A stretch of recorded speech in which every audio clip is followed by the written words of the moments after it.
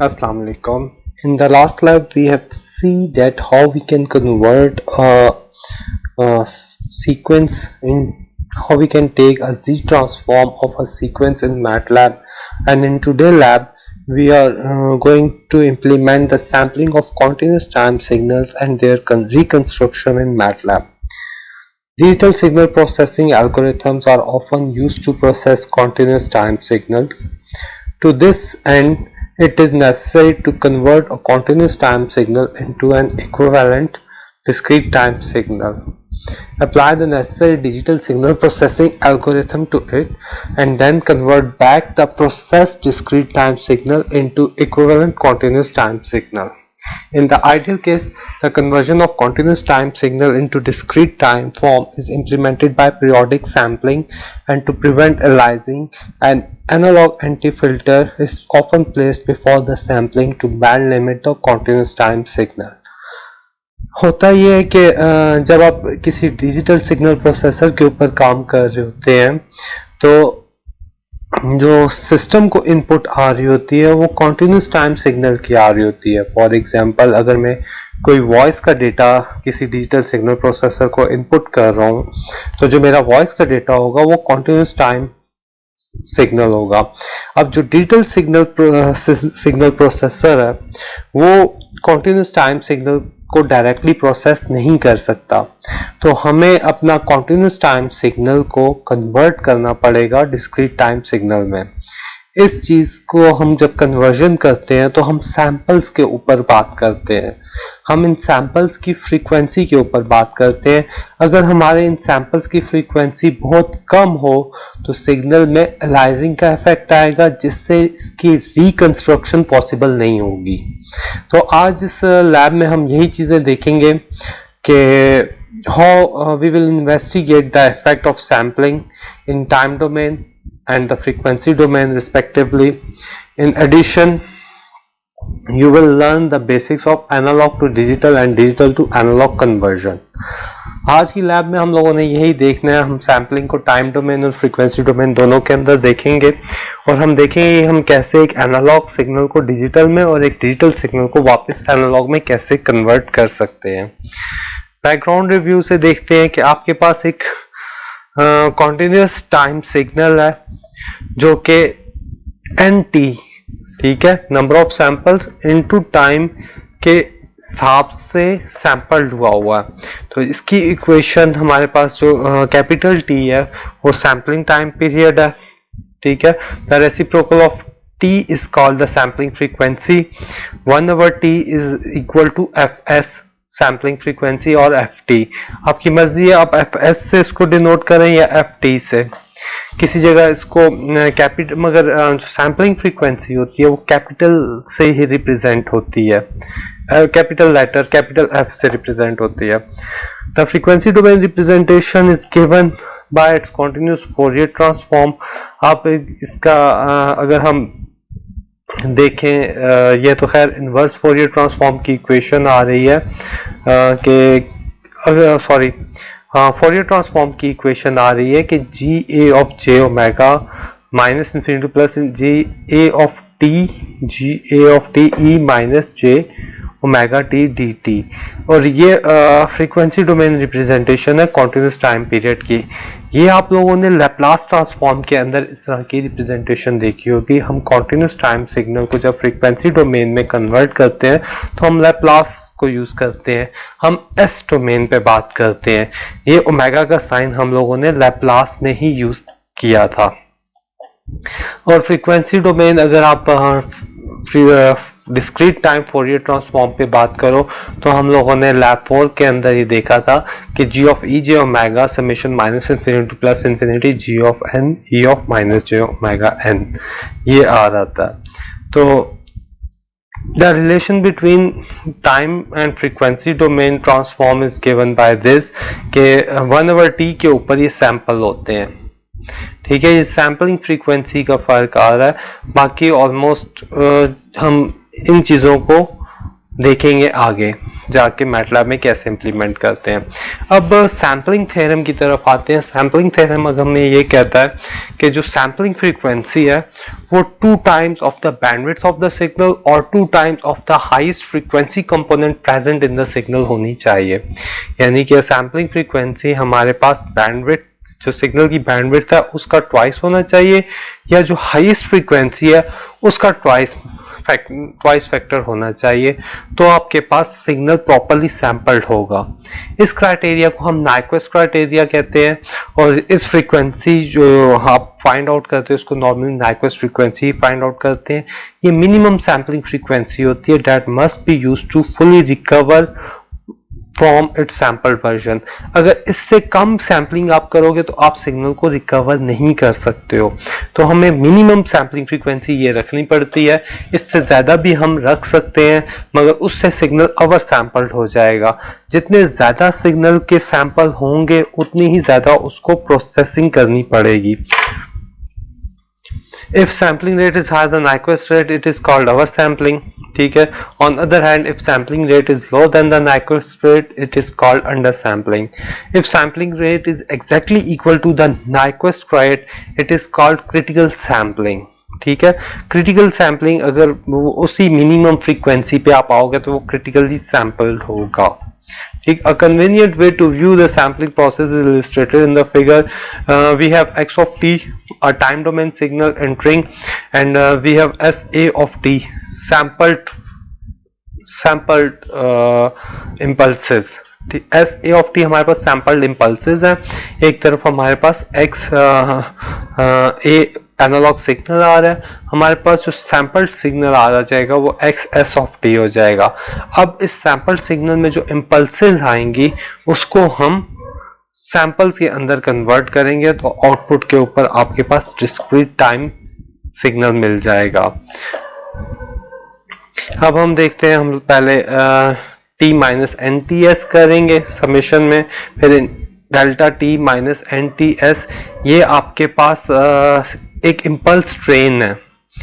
Impulse train ये है कि आपके पास शिफ्टेड इम्पल्स आएंगी। N t s sampled t s time, sample time के ऊपर आपके पास डेल्टा टी मिल रही होंगी। आपके पास एक 0 पे मिल रही है, 1 पे मिल रही है, 2 पे मिल रही है, 3 पे मिल रही है, तो माइनस से शिफ्टेड इम्पल्सेस आएंगी और उसको जो शिफ्टिंग सैंपल टाइम पीरियड होगा वो टी एस होगा। अब इस इम्पल्सेस को आप x A N t S से साथ मल्टीप्लाई करोगे तो आपके पास एक्स एस आ रहा होगा।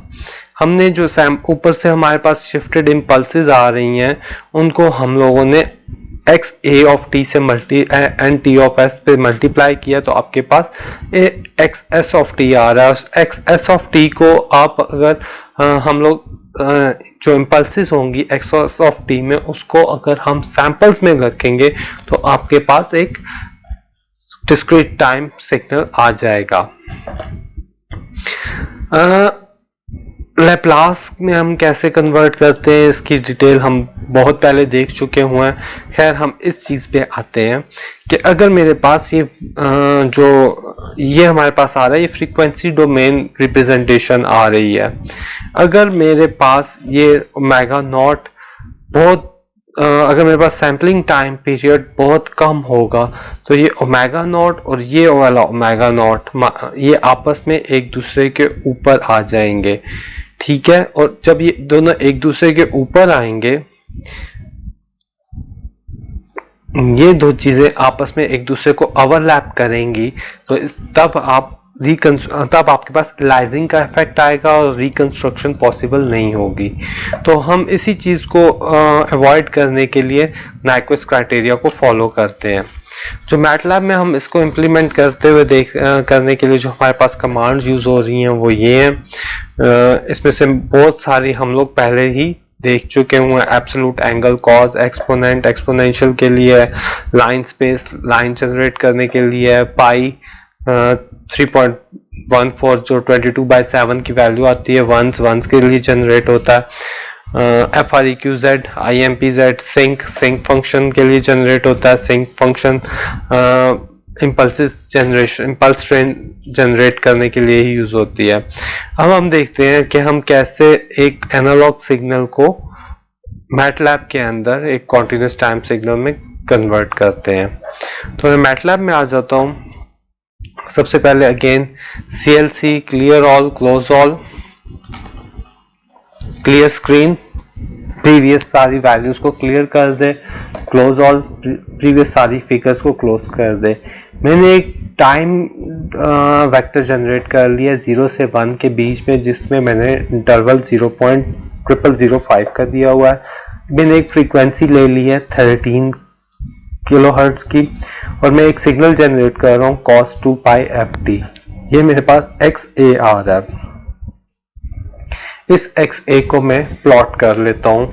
मेरे पास x एक्सिस में टाइम आ रहा है, y एक्सिस में उसका एम्पलीट्यूड आ रहा है, हमारे पास कॉन्टिन्यूस टाइम एक्सेल आ रहा है, और मैं इसके एक्सिस को फिक्स कर लेता हूँ। दूसरा मैं जनरेट करता हूँ कॉन्टिन्यूस टाइम सिग्नल। अब यहाँ पे मैंने ले लिया f, मेरे पास वही आ रही है 13, पाई की वैल्यू वही है cos 2 पाई, सिर्फ n का फर्क आ रहा है। अब ये n जो है ये सैंपल्ड n आ रहा है, और ये किस टाइम किस टाइम पे सैंपल्ड हो रहा है वो ये है। मेरे पास जो सैंपल्स बनेंगे वो 0.1 के ऊपर सैंपल्स होंगे। 0 से 1 के बीच में 0.1 के ऊपर मेरे पास सैंपल्स बनेंगे। ठीक है, अगर मैं इसको रन करके देखता हूं तो मेरे पास यहां पे n के अंदर 11 सैंपल्स बन रहे हैं। यानी कि अगर मेरे पास टाइम पीरियड 0.1 है तो मेरे पास 11 सैंपल्स बनेंगे, और XS के अंदर मेरे पास 11 सैंपल वैल्यूज आएंगी। जो XS होगा वो मेरे पास जब जनरेट होके आएगा तो उसमें 11 डिस्क्रीट वैल्यूज होंगी, जो कि 11 सैंपल्स के ऊपर रिप्रेजेंट कर रही होंगी। अब इसी तरह मैंने इस n की लेंथ फाइंड आउट करके इसको K और XS को स्टैम्प करवा दिया, और मैंने इसको लेबल दे दिया। अगर मैं इसको रन करने के बाद जो मेरे पास ग्राफ आ रहा है वो ये आ रहा है। ऊपर मेरे पास कॉन्टिन्यूस टाइम सिग्नल है, नीचे मेरे पास डिस्क्रीट टाइम सिग्नल है। अब आते हैं हम लोग क्रिटिकल फ्रीक्वेंसी के ऊपर, हम इसको सैंपल करते हैं। मेरे पास f इज इक्वल टू 13 है, तो t इसको मैं यहां पे ft is equal to 2 into f, यानी 13 मल्टीप्लाई बाय 2 हो जाएगा, और t is equal to 1 divided by ft कर देते हैं। अब अगर हम इसको क्रिटिकल सैंपल फ्रीक्वेंसी के ऊपर सैंपल करते हैं तो मेरे पास ये प्लॉट आ रहा है। इस वक्त यहाँ पे मेरे पास जो फ्रीक्वेंसी जो कॉन्टिन्यूस टाइम सिग्नल है वो मेरे पास क्रिटिकल फ्रीक्वेंसी के ऊपर सैंपल होके आ रहा है। अब अगर इस क्रिटिकल फ्रीक्वेंसी से मैं सैंपलिंग को कम करूंगा, मसलन मैं इसको f कर देता हूं, तो मेरे पास कुछ इस तरह का सिग्नल आएगा जिससे मुझे रिकंस्ट्रक्शन करना पॉसिबल नहीं होगा, एलाइजिंग का इफेक्ट आ रहा होगा। आप देख रहे हैं कि इस सिग्नल से मैं कोई इंफॉर्मेशन एक्सट्रैक्ट नहीं कर सकता, और अगर मैं क्रिटिकल फ्रीक्वेंसी से ऊपर जाता हूं तो मेरे पास काफी अच्छा डिस्क्रीट टाइम का वर्जन आएगा, जिससे मैं काफी बेहतर तरीके से रिकवरी कर सकता हूं। ठीक है, जैसे जैसे अब हम फ्रीक्वेंसी को बढ़ाएंगे तो आप देखोगे कि मेरे पास बेहतर ज्यादा सैंपल्स आएंगे, और जब ज्यादा सैंपल्स होंगे तो उतनी रिकंस्ट्रक्शन मेरे पास अच्छी होगी। मगर इसमें यह मसला भी है कि सैंपल्स बाज़ दफ़ा हम इतने ज्यादा भी नहीं कर सकते हैं कि हमारे पास सिग्नल ओवर सैंपल्ड हो जाए। ओवर सैंपलिंग के केस में अगर एक सिस्टम जो कि प्रोसेस कर रहा है 10 सैंपल्स पर सेकेंड के हिसाब से, 1 सेकेंड के अंदर वो 10 सैंपल्स प्रोसेस कर रहा है और आउटपुट जनरेट कर रहा है, अगर वहीं पे हम उस सिस्टम को हम 50 सैंपल्स दे देंगे तो आउटपुट जनरेट करने के लिए उसे 5 सेकेंड की डिले आ जाएगी। तो हमें इस चीज का भी ख्याल करना पड़ता है कि हम सिस्टम के ऊपर बर्डन डाल के उसके आउटपुट को स्लो नहीं कर सकते हैं। खैर, इसको हम क्रिटिकली सैंपल रखते हैं तो आपके पास ये सिग्नल आ रहा है। तो इस तरह हमने एक कॉन्टिन्यूस टाइम सिग्नल को एक डिस्क्रीट टाइम सिग्नल के अंदर कन्वर्ट किया मैटलैब में। अब आगे चलते हैं। ठीक है, ये अभी सारा काम हम टाइम डोमेन में कर रहे हैं। जो क्वेश्चन इससे रिलेटेड है, आपने बहुत टाइम ऊपर सिस्टम में अपने सिस्टम में इस प्रोग्राम को रन करना है और इसकी आउटपुट जनरेट करनी है और उसको दिखाना है। What is the frequency of in hertz of the sinusoidal signal, what is the sampling period in seconds. जो ऊपर आपके पास सिग्नल है उसकी फ्रीक्वेंसी क्या और सैम्पलिंग पीरियड इन सेकेंड्स क्या है, ये मैं बता भी चुका हुआ हूँ। ये आप लोगों को मैनुअल में फिल करने हैं। जब आप फ्रीक्वेंसी के ऊपर बात करेंगे तो हम ऊपर जो हमारे पास टाइम आ रहा है, मैं रिजल्ट के ऊपर जाता हूँ तो ये मेरे पास मिली सेकेंड के अंदर आ रहा है। 0 से 1 मिली सेकेंड में, मैटलैब में हम मिली सेकेंड में ही बात कर रहे होते हैं। तो 0 से 1 मिली सेकेंड के अंदर आप ऊपर आप देखेंगे कि 13 साइकिल्स मेरे पास आ रहे हैं। ठीक है, 1 2 3 up to 13 cycles आ रहे हैं। 13 cycles in 1 millisecond means its frequency is 13 kilohertz. 13 multiply by 1 divided by multiply by 10 raised to power 3 is equal to 13 kilohertz. Millisecond क्या होता है? 1 divided by 10 raise to power 3 और 1 divided by 10 raise to power -3 और जब ये ऊपर आएगा तो +3 हो जाएगा। इस तरह आपके पास ये 13 किलोहर्ट्ज की फ्रीक्वेंसी जनरेट हो रही है और सैम्पलिंग टाइम पीरियड ऊपर गिवन है। अगेन सैम्पलिंग टाइम पीरियड भी आपके पास मिली सेकेंड में है। हम लोगों ने सैम्पलिंग टाइम पीरियड चेंज करने हैं, लोअर फ्रीक्वेंसीज और हाई फ्रीक्वेंसीज के ऊपर देखना है और फिर रिजल्ट्स के ऊपर कमेंट्स करना है। और फोर्थ क्वेश्चन में आपने फ्रीक्वेंसी साइनोसाइडल की फ्रीक्वेंसी 3-7 किलोहर्ट्ज के ऊपर देखना है कि क्या फर्क आता है कि 3 के ऊपर और 7 के ऊपर। सैम्पलिंग टाइम पीरियड सेम रखना है। इसके बाद अब हम एलाइजिंग इफेक्ट देखेंगे टाइम डोमेन के अंदर कि टाइम डोमेन के अंदर हमारे पास जो एलाइजिंग का इफेक्ट आता है उसको हम मैटलैब के अंदर कैसे देख सकते हैं। हम एक कॉन्टिन्यूस टाइम सिग्नल जनरेट करेंगे y a of t, एक discrete signal x of n का। ठीक है, और फिर हम रिलेशन को इन्वेस्टिगेट करेंगे कि frequency of sinusoidal signal and the sampling time period का रिलेशन क्या है, और फिर हम रिकंस्ट्रक्टेड सिग्नल को आउटपुट पे डिस्प्ले करवाएंगे कि हमारे पास आउटपुट पे क्या आ रही है। तो मैटलैब के अंदर आते हैं।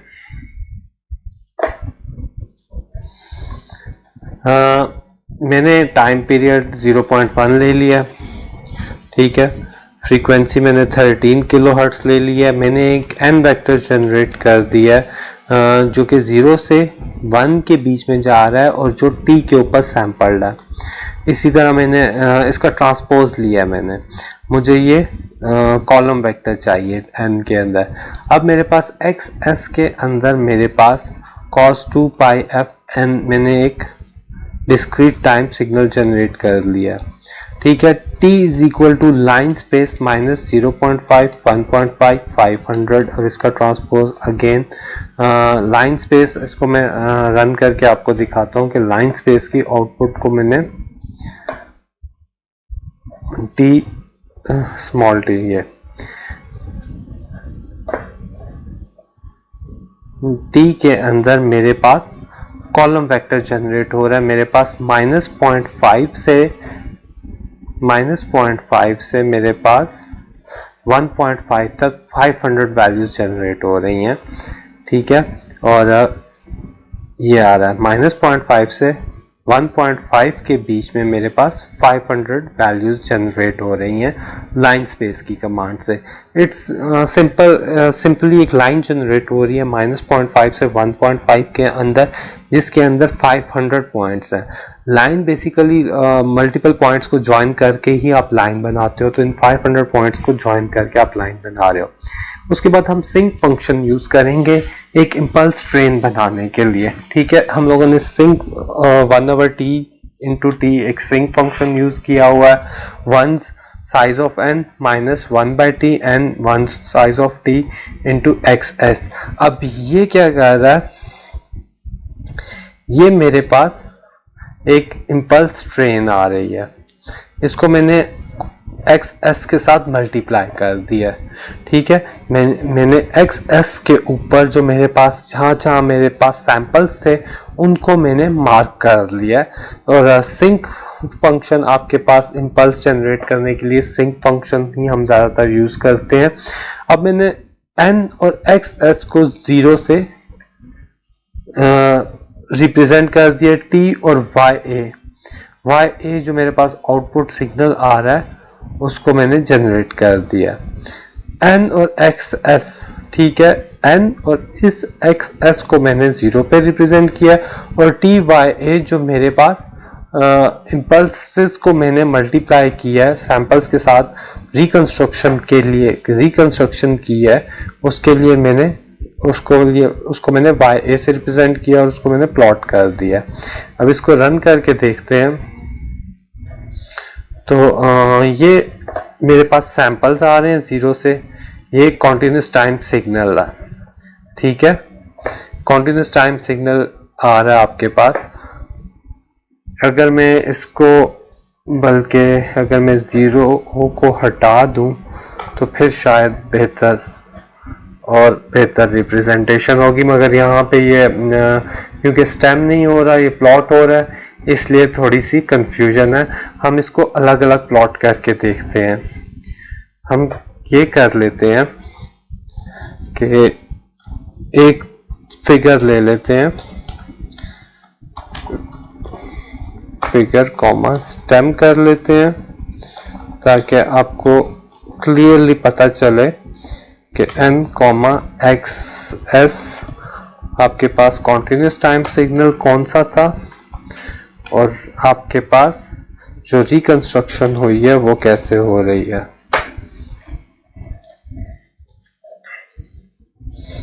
अब मेरे पास दो फिगर्स हैं। ठीक है जी, ये मेरे पास जो मेरा कॉन्टिन्यूस टाइम सिग्नल है वो ये आ रहा है और ये उससे मैं रिकंस्ट्रक्शन कर रहा हूँ। अब इन पॉइंट्स के ऊपर मेरे पास सिंक फंक्शन आ रहा है। इस सिंक फंक्शन की पीक एक इस पे है, एक इस पे है, एक इस पे है, एक इस पे, एक इस पे, एक इस पे, इस पे, और जब इन सारी पीक सिंक फंक्शंस को हमने ज्वाइन किया है, मल्टीप्लाई किया है, तो हमारे पास ये आउटपुट आ रही है जो रेड कलर में प्लॉट हुई है। तो इस तरह से हम लोग रिकंस्ट्रक्शन कर रहे हैं एक कॉन्टिन्यूस टाइम सिग्नल से वापस टाइम डोमेन, एक डिस्क्रीट टाइम सिग्नल से कॉन्टिन्यूस टाइम सिग्नल की। ठीक है, तो अब अगर मैं फ्रीक्वेंसी चेंज करूंगा तो मेरे पास या टाइम पीरियड चेंज करूंगा तो मैं यहां से दोनों चीजें देख सकता हूं। अगर t को मैं नीचे ले आता हूं जरा और f को मैं ऊपर ले जाता हूं, ठीक है, t is equal to 1 over ft, ठीक है, और ft is equal to 2 into f। अब इसको रन करके देखते हैं। अभी हम क्रिटिकल के ऊपर है। क्रिटिकल के ऊपर मेरे पास जो 13 किलो हर्ट्ज का सिग्नल रीजनरेट हो रहा है वो ये हो रहा है। क्रिटिकल से कम पे जाते हैं,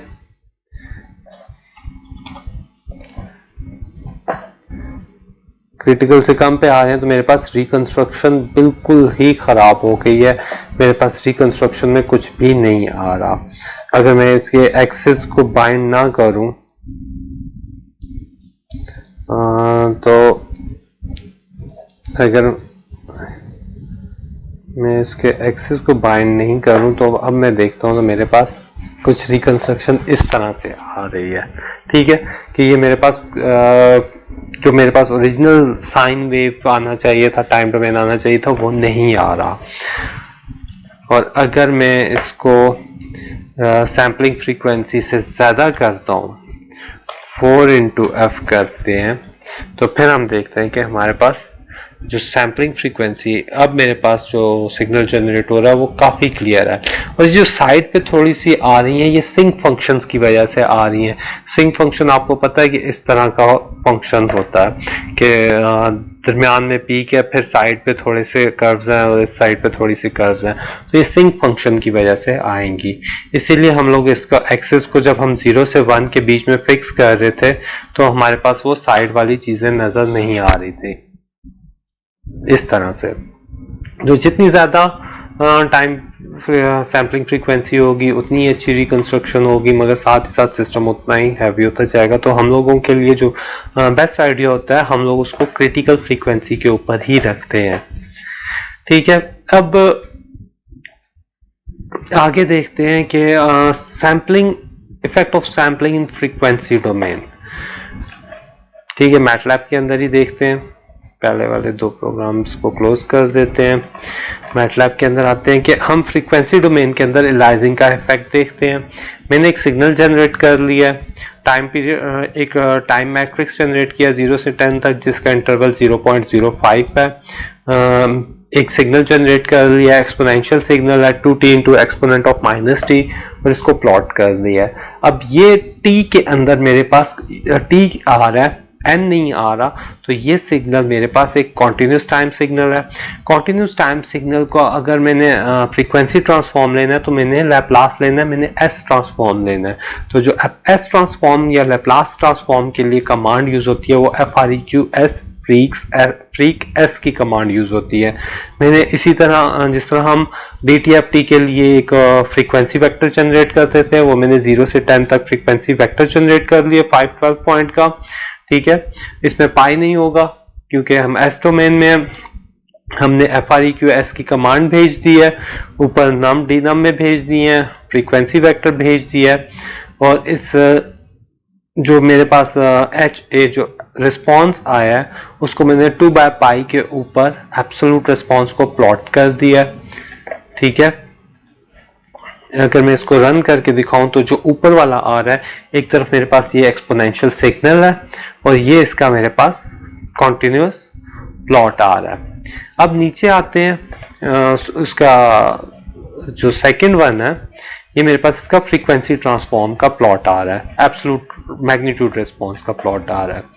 अब आगे देखते हैं, मैं डिस्क्रीट टाइम में जाता हूँ। टाइम पीरियड मैंने सैम्पलिंग टाइम पीरियड 1 रख लिया है, 10 सैंपल जनरेट किए 0 से 10 तक। उसी जो कॉन्टिन्यूस टाइम पीरियड था उसका मैंने डिस्क्रीट टाइम वर्जन जनरेट किया है और इसको स्टैम्प कर दिया, और डिस्क्रीट टाइम का मैंने DTFT फाइंड आउट किया है। WD मैंने फ्रीक्वेंसी वेक्टर जनरेट कर दिया, 255 पॉइंट्स है 0 से पाई के बीच में। FREQ-Z DTFT की कमांड होती है। XS जो आपके पास कॉन्टिन्यूस टाइम पीरियड है 1, उसका डीनम आ रहा है, और WD मेरे पास जो ऊपर वेक्टर जनरेट हो रहा है वो आ रहा है। अब प्लॉट WD बाय इनटू मैंने 2 टाइम्स T पाई के ऊपर मैंने इसको प्लॉट कर दिया और इसका एब्सोल्यूट रिस्पॉन्स प्लॉट कर दिया, और मैं इसको देख रहा हूँ। ठीक है जी, अब आप देख रहे हैं जो मेरे पास यहाँ पे मेरे पास इसका कॉन्टिन्यूस टाइम, ये डिस्क्रीट टाइम है, ये कॉन्टिन्यूस टाइम है, ये इसका फ्रीक्वेंसी ट्रांसफॉर्म है, ये इसका फ्रीक्वेंसी ट्रांसफॉर्म है, और फ्रीक्वेंसी ट्रांसफॉर्म में ये एब्सोल्यूट मैग्नीट्यूड रिस्पॉन्स है। अब टाइम पीरियड को हम चेंज करते हैं, टाइम पीरियड को हम कम करेंगे तो सैम्पलिंग फ्रीक्वेंसी हमारे पास ज्यादा होगी। ठीक है, 1 की जगह मैंने 0.5 कर दिया, टाइम पीरियड कम किया, सैम्पलिंग फ्रीक्वेंसी बढ़ाई है।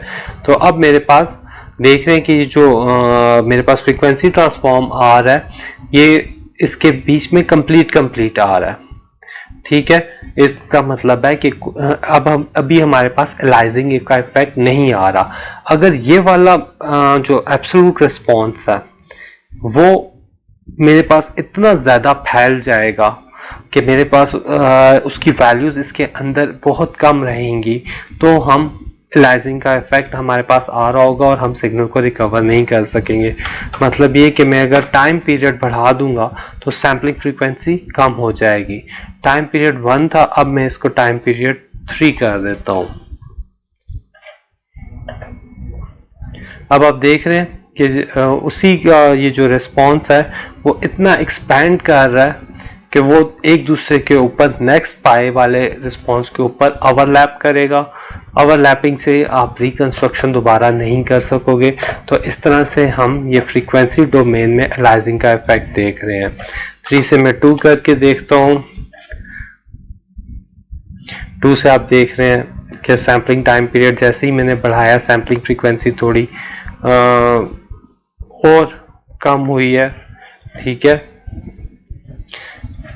इसी तरह मैं इसको 1 करूंगा तो आपके पास और बेहतर रिस्पॉन्स आएगा। 1 से मैं 0.5 और 0.01 करूंगा तो मेरे पास सैम्पलिंग फ्रीक्वेंसी ठीक ठाक हाई है। ठीक है, यहाँ पे आप देख रहे हैं कि नंबर ऑफ सैंपल्स मेरे पास 1000 सैंपल्स बन रहे हैं, कि जो बहुत ज़्यादा सैंपल्स बन रहे हैं। और इस केस में आपके पास रिस्पॉन्स बहुत कॉन्ट्रैक्ट हो गया। तो इससे हमें ये पता चल रहा है कि अगर हम लोग सैम्पलिंग फ्रीक्वेंसी को बढ़ाएंगे तो हमारे पास जो मैग्नीट्यूड रिस्पॉन्स है वो कॉन्ट्रैक्ट होगा, और अगर हम सैम्पलिंग फ्रीक्वेंसी को कम करेंगे तो हमारे पास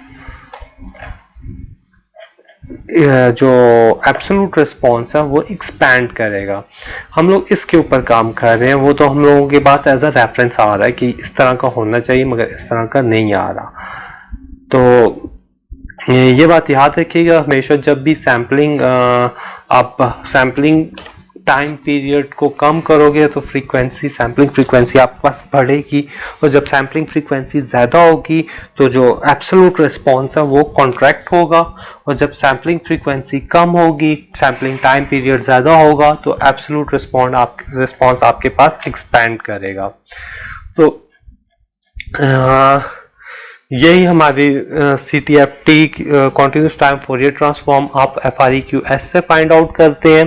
इसके क्वेश्चंस हैं, ये क्वेश्चंस आपको सॉल्व करने हैं, और सॉल्व करके मैनुअल बना के आप लोगों को मुझे ईमेल करना है। इसके बाद छोटे छोटे प्रोग्राम्स हैं, A to D to A conversion के, binary equivalent of a decimal number, और डेसिमल नंबर को हम कैसे बाइनरी में कन्वर्ट करते हैं, हम वंस कॉम्प्लीमेंट कैसे लेते हैं, टूज कॉम्प्लीमेंट कैसे लेते हैं। इनके 4 क्वेश्चंस हैं इन प्रोग्राम के। इन प्रोग्राम्स को आपने देखना है, कुछ मैं 3 में करवा देता हूँ, एक टूज कॉम्प्लीमेंट वाला मैं आप लोगों के लिए छोड़ रहा हूँ, वो आप लोगों को खुद करना है। ठीक है, ये आ गया। Determine binary equivalent of a decimal number in sign magnitude form. हम लोग एक बाइनरी नंबर, एक बाइनरी फ्रैक्शन को इनपुट करेंगे। ठीक है, और हम वर्ड लेंथ, हमारे पास कितने बिट्स में इसका कितने बिट्स में इसका आंसर आएगा, बाइनरी नंबर कितने बिट्स का आएगा वो देखेंगे। हम लोग सबसे पहले डी का एब्सोल्यूट लेते हैं कि अगर मेरे पास नेगेटिव नंबर है तो वो पॉजिटिव में कन्वर्ट हो जाए। मैंने एक बाइनरी नंबर की एक अरे जनरेट कर ली है 0 की 1 से B तक। जितने नंबर ऑफ बिट्स मुझे चाहिए मैंने उतने जीरोस इंसर्ट कर लिए हैं। इसके बाद मैंने फिक्स की कमांड यूज करते हुए मैंने 2 टाइम्स ऑफ t1 से इंटीजर में यहाँ पे मैं इसका रिमाइंडर निकाल रहा हूँ इंटीजर के अंदर, और मैं जो रिमाइंडर आ रहा है वो मैं बाइनरी के अंदर इंसर्ट करता जा रहा हूँ। और अगर मेरे पास साइन मैग्नीट्यूड पॉजिटिव नंबर है तो मेरे पास उसमें इनिशियल जो पहला बिट पे जो नंबर होगा वो 0 होगा, और अगर मेरे पास नेगेटिव नंबर है तो फर्स्ट बिट के अंदर 1 अपेंड हो जाएगा, और फिर आपके पास ये डिस्प्ले हो रहा है।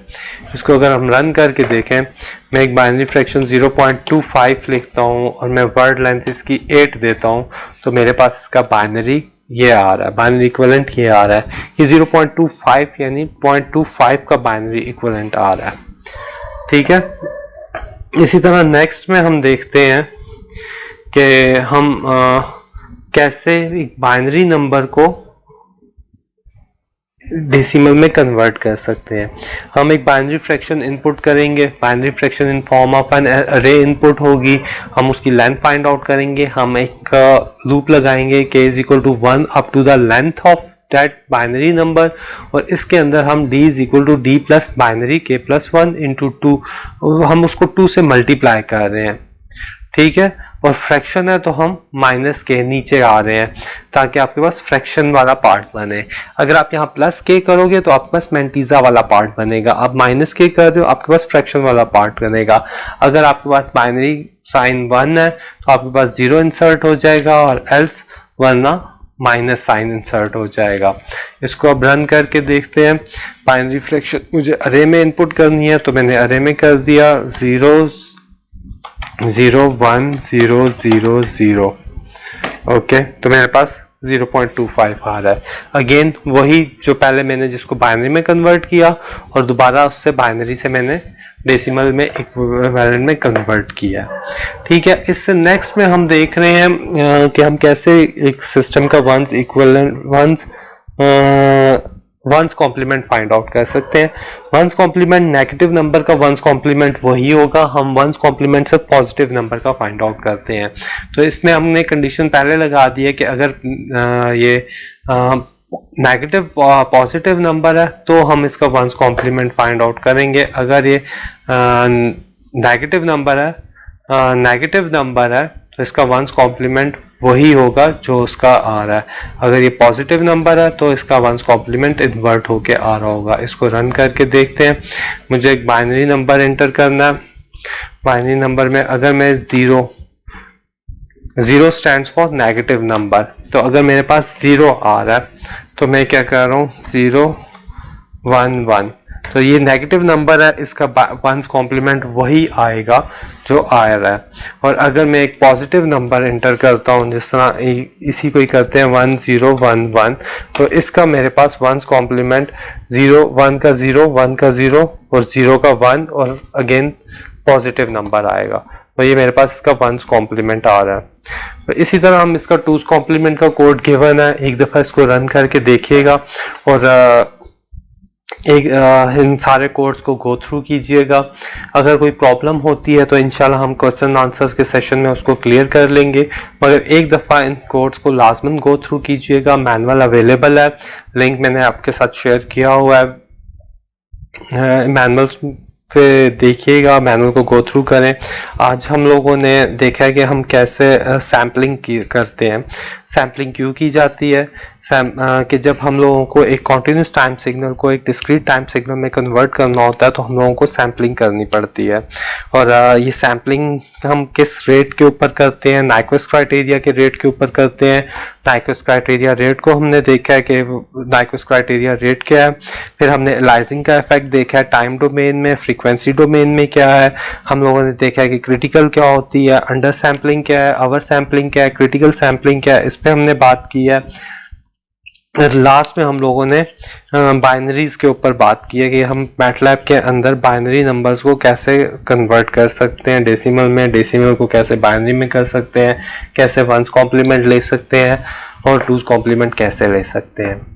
और आज के लिए बस इतना ही है। अगर कोई क्वेश्चंस होते हैं तो हम इंशाल्लाह क्वेश्चन एंड आंसर के सेशन में देख लेंगे। एक दफ़ा इसको गो थ्रू लाजमन कीजिएगा। और that's all from my side. Thank you. Allah Hafiz.